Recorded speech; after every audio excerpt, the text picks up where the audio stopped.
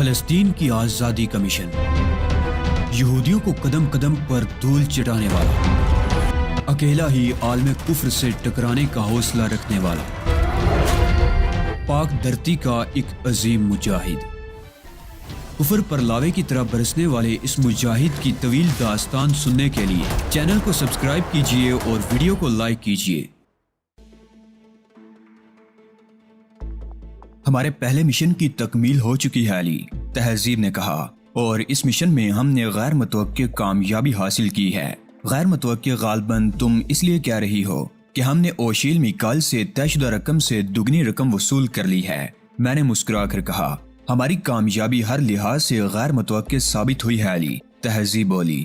فارمولے بھی غیر متوقع طور پر ہی ہمارے ہاتھ لگے، ورنہ ڈی فوسٹر کے ساتھ وہ بھی ہمیشہ کے لیے دفن ہو گئے ہوتے۔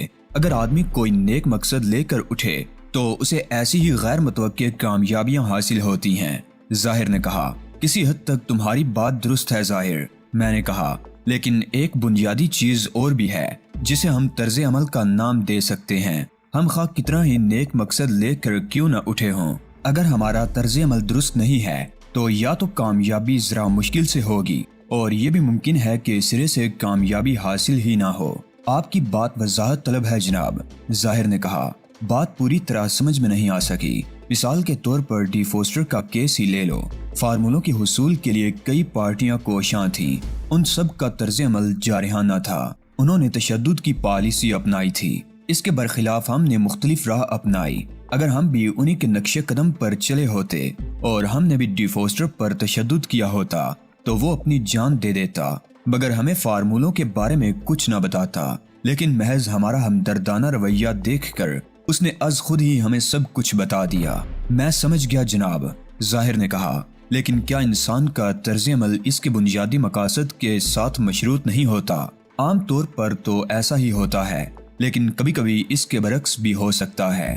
خیر، تہذیب نے کہا، یہ تو بحث طلب بات ہے۔ اب یہ بتاؤ کہ مستقبل کا کیا پروگرام ہے؟ یہ تو طے ہو بھی چکا، میں نے مسکرا کر کہا۔ اب ہمارا ٹارگٹ اگلا یہودی ہوگا، یعنی ہاروت رابیل، تہذیب نے خوش ہو کر کہا، اسلحے کا ارب پتی امریکی تاجر۔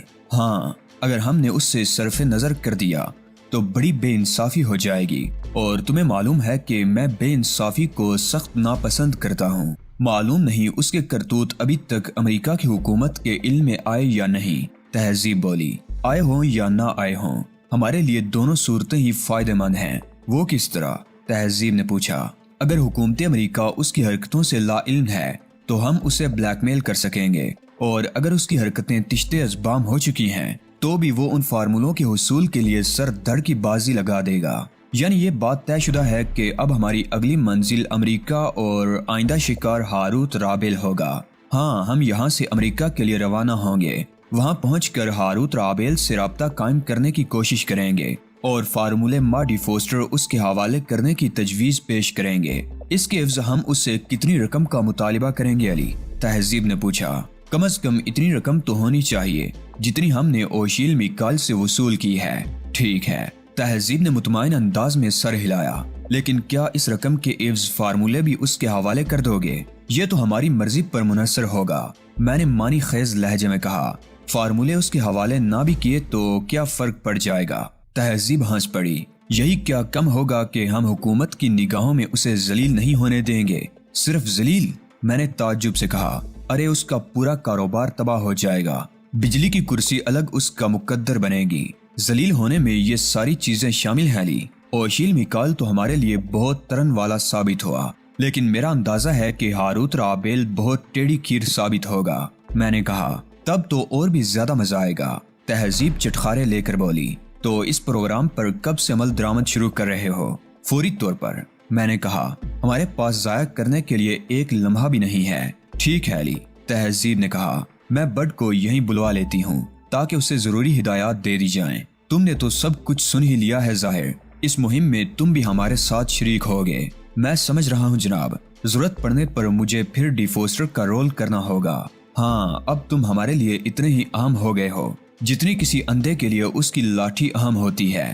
بڈ کو بلوانے کی ضرورت نہیں پڑی، وہ ڈائننگ ہال میں داخل ہوتا نظر آیا تھا، لیکن تنہا نہیں تھا۔ اس کے ہمراہ ایک فرانسیسی دوشیزہ بھی نظر آ رہی تھی۔ بڑ کسی مناسب سی میز کی تلاش میں نگاہ دوڑا رہا تھا کہ ہم اسے نظر آ گئے۔ بڑ نے ہمیں یوں نظر انداز کر دیا جیسے اس کے لیے ہماری کوئی اہمیت نہ ہو، جیسے وہ ہمیں جانتا تک نہ ہو۔ تم نے دیکھا؟ تہذیب نے غصیلے لہجے میں مجھ سے کہا، کتنی بے رخی سے دوسری میز پر جا کر بیٹھ گیا۔ میں دیکھ رہا ہوں اس وقت وہ مصروف ہے، ہمیں اس سے اتنا زیادہ شاکی نہیں ہونا چاہیے۔ تم اس کی طرفداری کر رہے ہو؟ تہذیب حیرت سے بولی، میں یہ حرکتیں برداشت نہیں کر سکتی۔ بہت کارآمد آدمی ہے تہذیب، اگر فرصت کے اوقات میں بےہودگیاں کرتا ہے تو ہماری صحت پر اس کا کیا اثر پڑتا ہے؟ ہمیں اس سے کام ہے اور وہ لاٹ صاحب مصروف ہیں۔ میں ابھی جا کر اس کا دماغ درست کرتی ہوں۔ تہذیب بڑے غصے کے عالم میں کرسی سے اٹھی۔ میں نے تہذیب کا ہاتھ پکڑ لیا۔ بیٹھ جاؤ تہذیب، میں خود جا کر اس سے بات کرتا ہوں۔ میں نے تہذیب کو بٹھا دیا اور خود اٹھ کر بڑ کی میز کے قریب پہنچ گیا۔ میری آمد پر اس نے چونک کر میری طرف دیکھا۔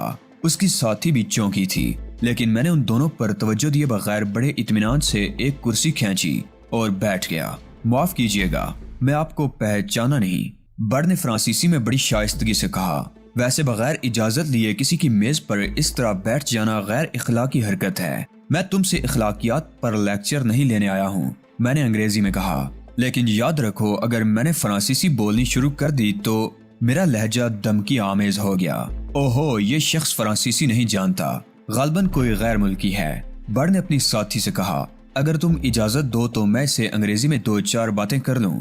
بڑ کی ساتھی نے سر کی جنبش سے اسے اجازت دے دی، لیکن اس کی نظریں مجھ پر جمی رہی تھی۔ یہ فرانسیسی کے علاوہ اور کوئی زبان نہیں جانتی چیف، بڑ نے مجھ سے انگریزی میں کہا۔ لیکن تم کیوں میرا بیڑا غرق کر دینے پر تل گئے ہو؟ بیڑا غرق کرنے پر تلا ہوتا تو اس وقت فرانسیسی بول رہا ہوتا، میں نے بے اعتنائی سے کہا۔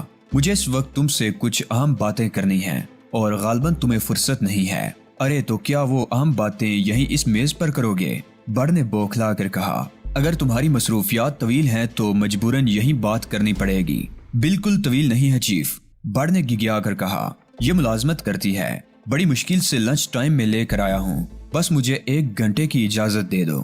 1 گھنٹے میں کوئی حرج نہیں ہے، میں نے اٹھتے ہوئے کہا۔ 1 گھنٹے بعد میرے کمرے میں آ جاؤ، سیاح ہے بیچارہ، میں نے بڑ کو فرانسیسی میں کہتے سنا۔ اسے یہ غلط فہمی ہو گئی تھی کہ میں کوئی گائیڈ ہوں۔ میں پلٹ کر دیکھے بغیر اپنی میز پر واپس آ گیا۔ اس نے 1 گھنٹے کی مہلت طلب کی ہے، میں نے تہذیب سے کہا۔ اس کی حرکتیں بے حد تکلیف دہ ہیں، تہذیب نے کہا۔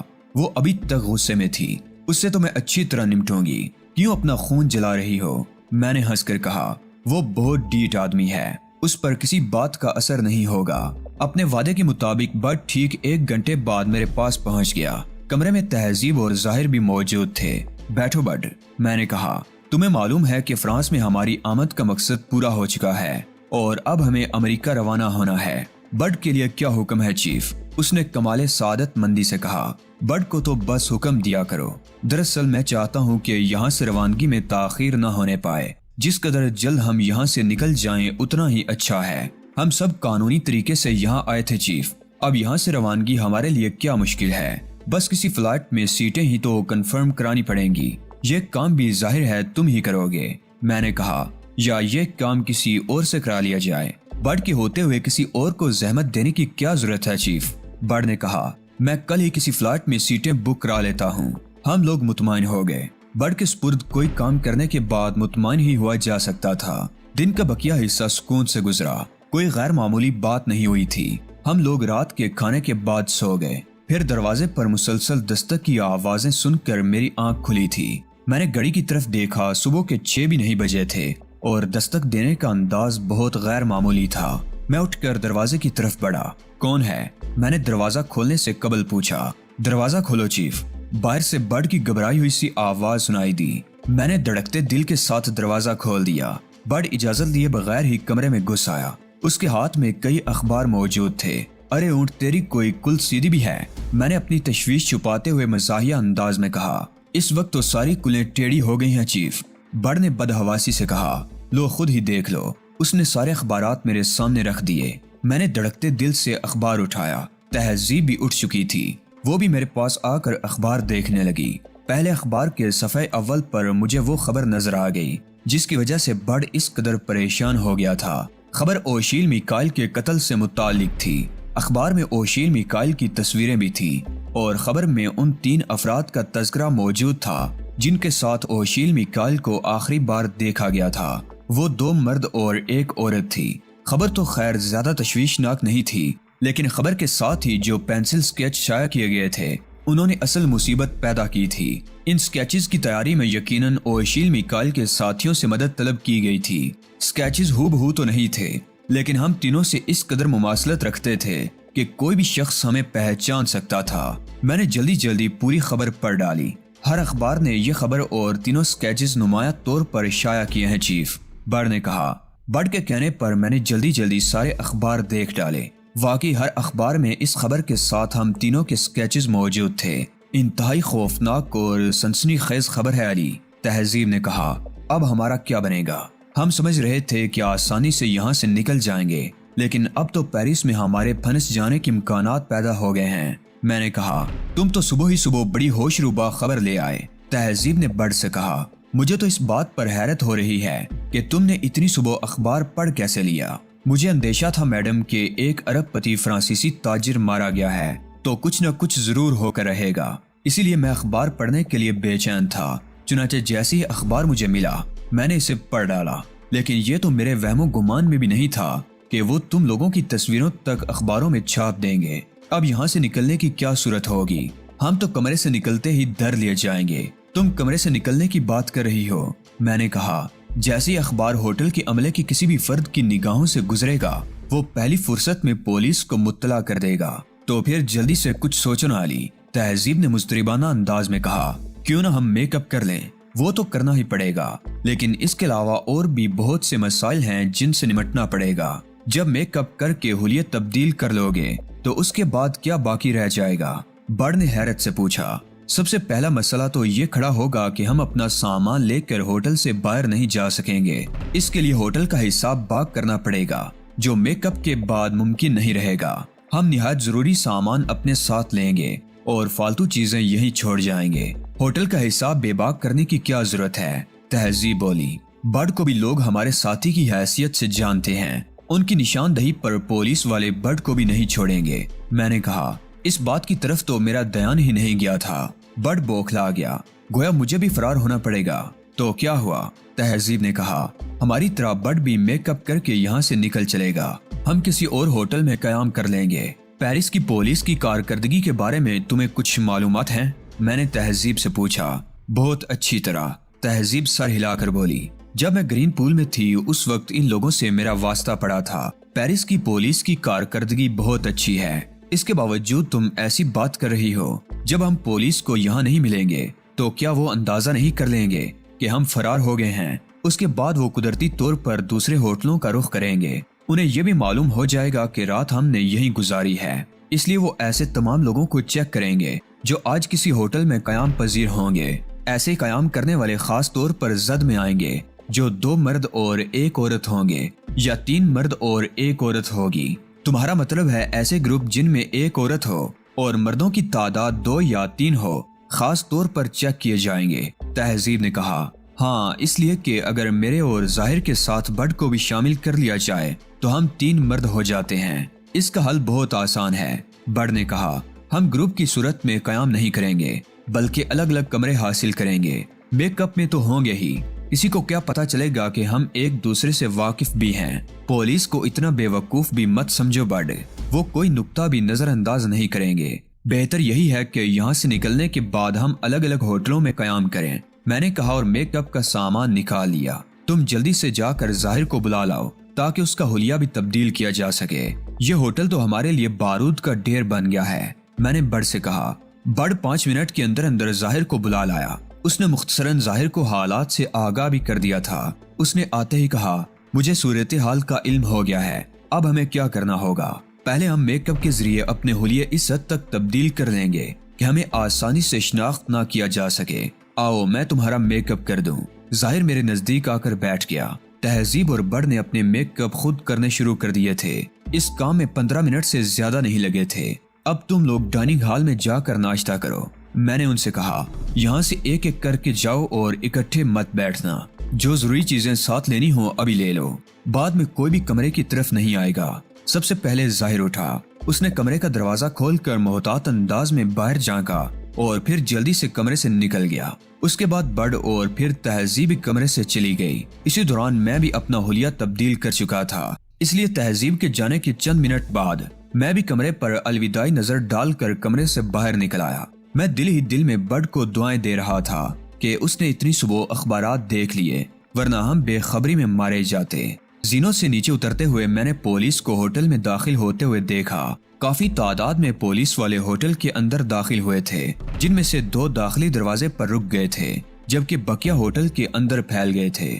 مجھے یقین تھا کہ انہوں نے باہر سے بھی ہوٹل کو گھیرے میں لے لیا ہوگا۔ چند پولیس والے ایک افسر کے ساتھ میرے برابر سے بھی گزرے۔ وہ مجھ پر ایک اچٹتی سی نگاہ ڈال کر گزر گئے تھے۔ ڈائننگ ہال میں زیادہ میزیں آباد نہیں تھی۔ میں نے ایک لمحے کے لیے سوچا اور پھر تہذیب کی میز کی طرف بڑھ گیا۔ ظاہر اور بڈ الگ الگ میزوں پر تھے۔ پولیس یہاں پہنچ چکی ہے تہذیب، میں نے ایک کرسی پر بیٹھتے ہوئے دھیمی آواز میں کہا۔ اوہ، اس کا مطلب ہے ہوٹل کے اسٹاف میں سے کسی نے انہیں مطلع کر دیا ہے، تہذیب نے کہا۔ ہاں، اور پولیس والے اوپر کی طرف گئے ہیں۔ سب سے پہلے وہ ہمارے کمروں پر چھاپے ماریں گے، اور وہاں ہم انہیں نہیں ملیں گے تو کیا وہ پورے ہوٹل کی تلاشی نہیں لیں گے؟ تہذیب نے کہا۔ بالکل لیں گے، لیکن ان کے پاس تصویریں موجود ہیں۔ اجنبی چہروں پر تو وہ توجہ بھی نہیں دیں گے۔ جلدی سے یہاں سے نکل چلو علی، تہذیب نے مضطربانہ انداز میں کہا۔ کہیں یہ ہوٹل ہمارے لیے چوہے دان نہ بن کر رہ جائے۔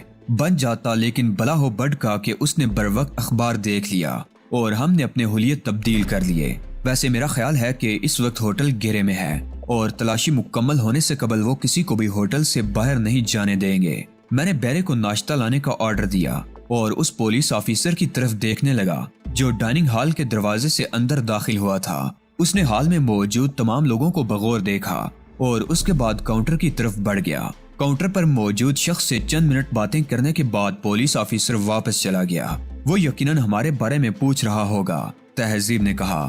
ظاہر ہے اس نے یہی پوچھا ہوگا کہ ہم ڈائننگ ہال کی طرف تو نہیں آئے۔ یہ بھی ظاہر ہے کہ اسے نفی میں جواب ملا ہوگا۔ اب وہ لوگ ہوٹل کے دوسرے حصوں میں ہمیں تلاش کریں گے۔ انہوں نے ہمارے کمروں کی تلاشی بھی لی ہوگی، لیکن اس سے بھی انہیں کچھ حاصل نہیں ہوا ہوگا، تہذیب نے کہا۔